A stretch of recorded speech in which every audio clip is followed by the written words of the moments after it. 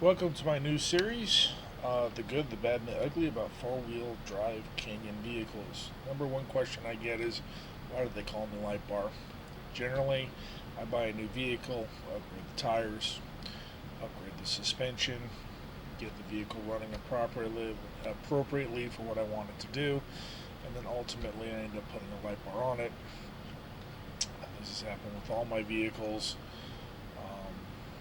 As I said, tires upgraded, suspension upgrade, and then the light bar.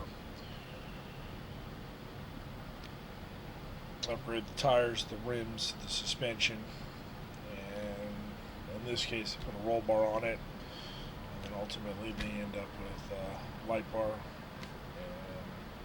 so on and so forth. So let's get started on which vehicles, why they were chosen, what the good, the bad, and the ugly is. And this will be a several part series on different vehicles and the upgrades I did, where to find the upgrades, how to make them work. Today's episode is going to be the Chevy Blazers and K20 vehicles.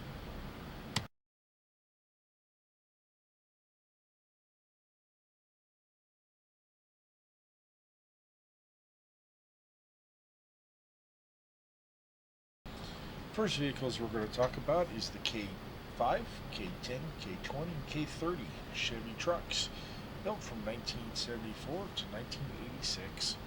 We started in 1974 because in 1973 the frame rails swooped in and you were not able to fit a 454 or a big block in between the frame rails of those model trucks.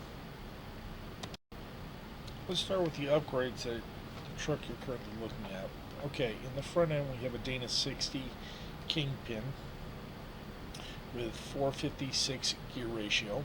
In the rear end we have a full floater 14 bolt rear end with the front end has a Dana, or has a Eaton locker. The rear end has a Detroit locker that allows me to go where I turn the wheels in mud, because if you put a locker in the front and a locker in the back, you end up going straight.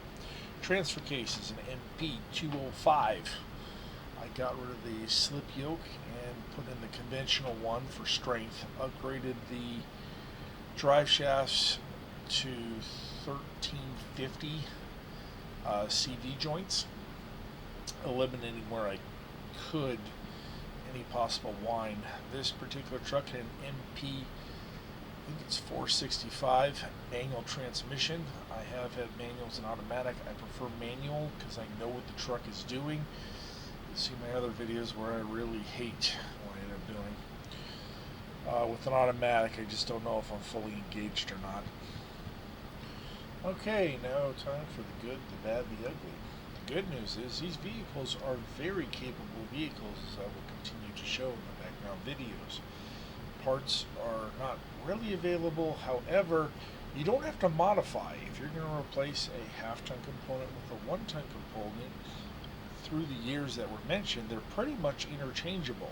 You unbolt the old one, you bolt in the new one. You either do a 1310 to 1350 spicer in order to upgrade your axles at a later time. I'll continue showing other videos of what these trucks can do, both as the K series, the K10, and Blazers as well. This one happens to have a 454 in it. That was upgraded from a 350. I went through 3 of those motors, and then I went to a 366 tall deck, and then from the 366 tall deck there is no cure for displacement. I've also driven around in the diesels. This one's a Blazer with a 454 in it on 40-inch boggers, 1-ton axles. As you can see, they are a monster and very reliable.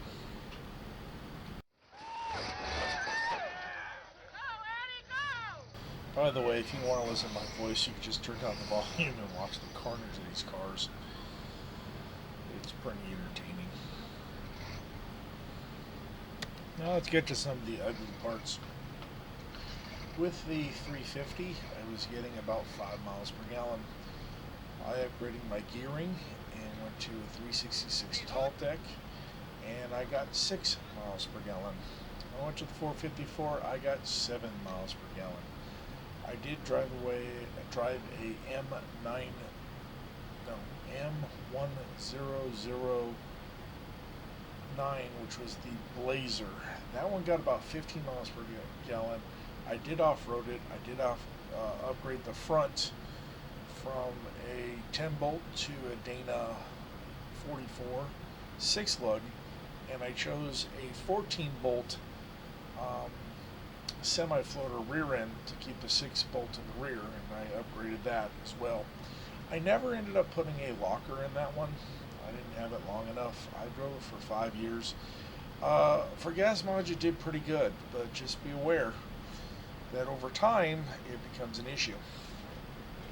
But it did get 15 miles to the gallon. Continuing on, as you can see, the vehicle is heavily submerged in this one. Water intrusion on the axles is a big issue, and you can cause serious damage in your vehicle if you do not continue to maintain them. I have broken gears, I have shattered drive shafts, I've thrown my entire axle out in chunks, glowing white with smoke coming off of it. Just be aware that you do have to do your maintenance. That's lubricate every time you can. When fording water this deep, or it's over your axles, every single week, and I was heading down to Jiffy Lube to lubricate all my joints with the Zerk fittings.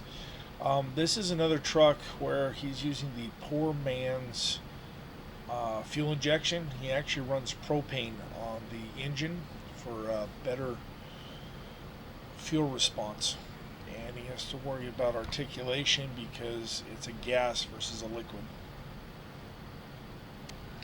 So we're approaching the 6-7 minute mark, so my last thoughts on the good, the bad, the ugly.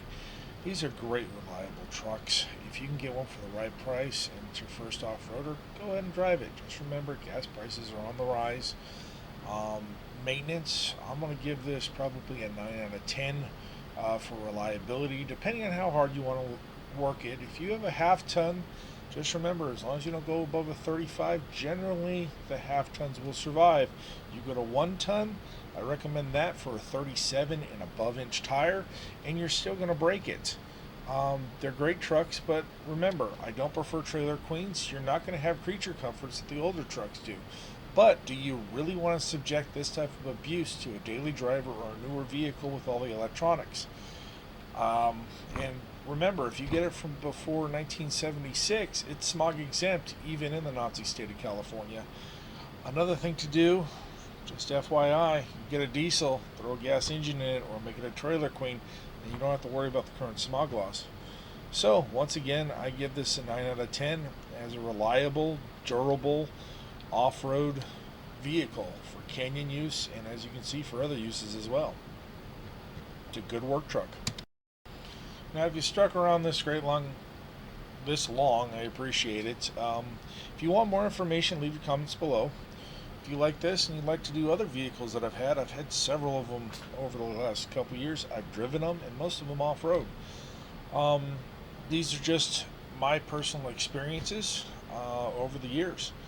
But smash that subscribe. Eventually, I'd like to be able to purchase a vehicle that would be able to pull people out for free, and I can give away t-shirts and things like that just to sponsor the channel. So if you like what you see, hit the like and hit the subscribe, and I appreciate it. And we'll see you on the next one. Possible next off-road vehicle. Tell me what you think.